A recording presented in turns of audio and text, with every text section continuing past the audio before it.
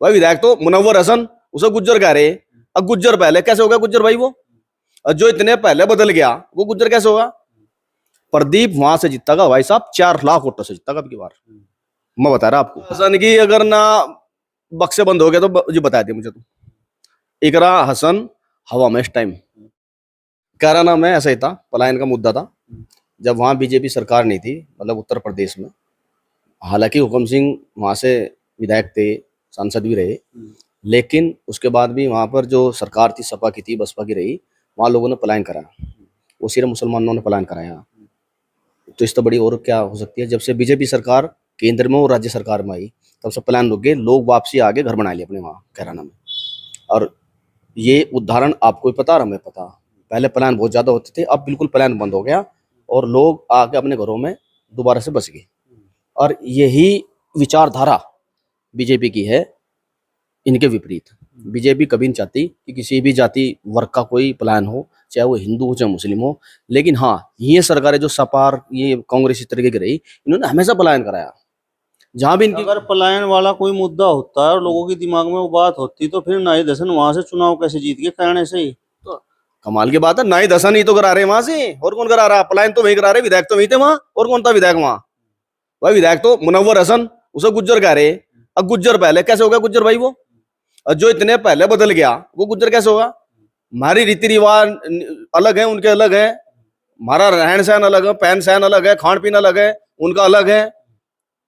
हमारे महाराज का तो उनकी ऊंची पजामी है नहीं क्या पता? भाई भाई गलत कही क्या बात है?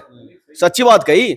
और तब से बीजेपी की सरकार आई, किसी कहीं भी पलायन नहीं है। और अब इतनी शांति है कैराना में, भी देखा आपने, कांधला कैराना में बहुत शांति है। और शाम कैराना लोकसभा में तो इकरा हसन की बड़ी तेज हवा इस समय इकरा हसन की अगर ना बक्से बंद हो गया तो जी बता दिया मुझे। तो इकरा हसन हवा में इस टाइम, वो एक लड़की है, एक लेडीज है, सम्मानित है, मैं उसे कुछ कह नहीं सकता, ठीक है ना, अच्छी है, लीडर अच्छे हैं।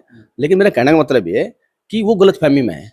लोग जो थोड़े असंतुष्ट थे, मान लो बीजेपी से असंतुष्ट थे या प्रतिनिधित्व से असंतुष्ट थे, वे कुछ दिन आपको नजदीक दिखेंगे, लेकिन जब वोट गिरेगी ना, वो सारे के सारे फूल पे गिरेंगे, देखते रहो तुम।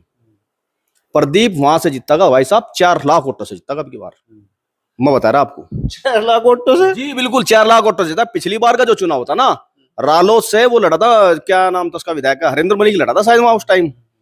तो उसको 65-70 हजार वोट मिली थी उस टाइम कांग्रेस से। हाँ कांग्रेस से 65-70 हजार वोट मिली थी, जाट्टों की वोट मिली थी उसको। और अब की बार कैराना पे ना 1.25 लाख वोट जाट्टों की है। और मैं जो देख रहा हूँ और जो मुझे पता चल रहा है कि अब की बार जाट्टों ने पूरा वो मतलब पूरा समर्थन कर रखा, और हर गांव में प्रोग्राम हो रहे, साथ में है, अड़के हैं। अगर 1.25 लाख मतलब 90,000 वोट भी गिरे ना, तो 80,000 वोट तो जाट्टों की आ रही प्रदीप पे। इकरा हसन के सामने सबकी हवा सरक रही, ये जनता बता रही। कुछ नहीं सरक रही, हम बता रहे कुछ नहीं है। अब देखते रहो, अभी 20 दिन पड़े, धीरे धीरे चुनाव नजदीक होता चल जाएगा और आपको लहर पता चलती चल जाएगी किसकी है। 4 लाख से जीतता का प्रदीप की बार मुखालता। और उस तो सज्जन नेता तो कोई हो ही नहीं सकता मेरी नजरों में। आधे कुछ हमारे लोग कह रहे हैं कि यार वो काम नहीं करता, ठंडा नेता है, ईमानदार नेता है। उसमें खासियत है, मैं आपको बताना चाह रहा, उस आदमी में खासियत है कि कभी वो दोनों भाइयों को लड़ाने का काम नहीं करता। अगर हम 2 भाई लड़के चले गए, मान लो मेरे प्रदीप के लड़ संबंध है और दूसरे के नहीं है, और मैंने कहा भाई फलाना आदमी मेरे लड़ा ऐसा ऐसा कर रहा है जी, तो वो फोन नहीं करता। वो पहले देखेगा कि 2 ये भाई हैं, चाचा ताऊ है, क्या है, वो फांसी पर चढ़ाता किसी को। पहले वो चीज का तहकीकात करेगा, सर्वे उसकी चीज को देखेगा कि भाई जांच कराओगा भाई क्या मामला क्या नहीं है। लेकिन ये उसने काम कभी ना तो बेईमानी का करा ना भ्रष्टाचार का काम करा उसने कभी भी। उसने हमेशा ईमानदारी का साथ दिया। और लोगों को क्या चाहिए? चटपटा फोन। पता चला कि भाई 1 करोड़ रुपए वहां, अब जी मेरे 1 करोड़ रुपए छुटवा दो। अबे हाँ भाई, तू कहीं से पता नहीं क्या कर लाया, मर्डर कर लाया, तेरे लिए फोन कैसे करता का प्रदीप भाई? सोचने की बात नहीं है, वो भी तो तेरे भाई के ही होंगे किसी के। तो ऐसे लोगों को तो ऐसे चाहिए, वही तो प्रचार कर रहे हैं, गलत कर रहे हैं।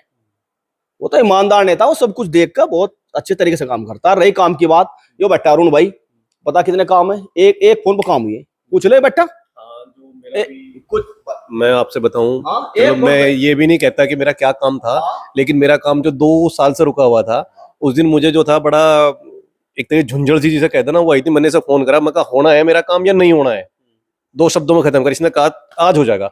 बंदा गया, जाते तुरंत लेटर लिखवा के लाया, लिखवा के लाते मेरा जो लेटर था वो तुरंत डीएम साहब की टेबल पे, और 24 घंटे में मेरा काम फाइनल हो गया। प्रदीप चौधरी ने करवाया। जी, प्रदीप चौधरी जी ने करवाया। ऐसे बिल्कुल। पता नहीं कितने अनगिनत काम है जो फोन फोन पर करता है, लेकिन गलत काम नहीं करता हो कभी। लोग तो नु कहे भाई काम की पर्ची लिखवा ले और लिखवा के उसे पर्ची ने उसे जाखट की जेब में गिर ले और फिर वो जाखट जो है धोबियों के चली जा और फिर वो काम जो है वही धोबियों की प्रेस के नीचे धुल जाए। एक बात तो बता, एक परिवार के कुनबे के 2 आदमी प्रदीप के ला रहे दोनों, या नहीं भी है या नहीं, और वो झगड़ा करके और अपने नेता के द्वारा पहुंच गया, अगर मेरी रिपोर्ट चढ़वाओ, वो रिपोर्ट कैसे चढ़वा देगा? हो तो तुम भाई आपस में पहले देखेगा गलत किसने करा, क्या नहीं करा, क्या गलत हुआ, उसके हिसाब से तो काम करेगा। जब तो सार फांसी पे डाला तेरे भाई को, वो काम नहीं करा सुना आज लो।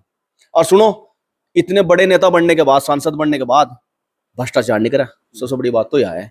ईमानदारी से मैं भी बहुत नजदीक गया उनके पास, लेकिन कभी भी 1 रुपए का भी उस पर कोई आरोप नहीं लगा। ये उसकी मानता है, और ईमानदार नेता की मानता होनी चाहिए। और इसी वजह से मैं कह रहा कि 4 लाख वोटों से ज्यादा जीतेगा। चलिए, तो फिलहाल इस वीडियो में बस इतना ही। अगली वीडियो में फिर आपसे मुलाकात होगी, तब तक बने रहिए हिंदुस्तान 24 के साथ। नमस्कार।